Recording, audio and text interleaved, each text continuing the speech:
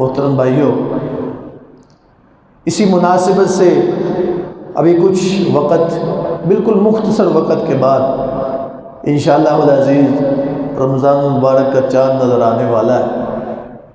اس مناسبت سے نبی پاک صلی اللہ علیہ وآلہ وسلم کا ایک طریقہ، آپ کی ایک سنت کو میں آپ تک پہنچانا چاہتا ہوں۔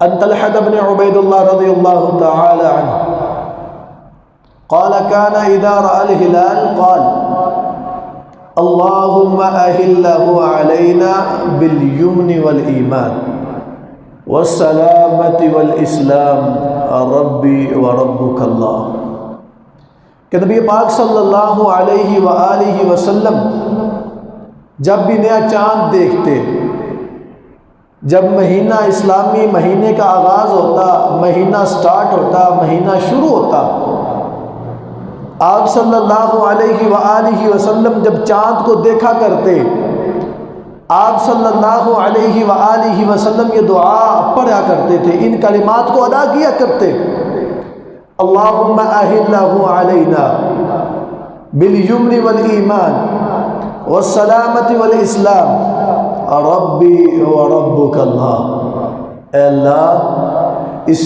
چاند کو ہمارے لیے مبارک بنا، ایمان، سلامتی اور اسلام کے ساتھ۔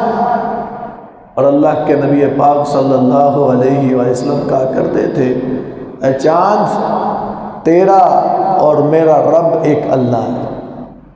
ہمیں بھی چاہیے ان کلمات کے ادا کرنے کے ساتھ اس مہینے کا آغاز کریں۔ یہ باعث برکت مہینہ ہمارے پاس بڑی جلدی سے آ گیا، لیکن اس نے بڑی جلدی سے جانا ہے۔ آج کئی میتیں اٹھ رہی ہیں، کیوں؟ اللہ رب العزت نے موقع نہیں دیا، یہ بابرکت مہینہ ان کی زندگی کو اللہ نے عطا نہیں کیا۔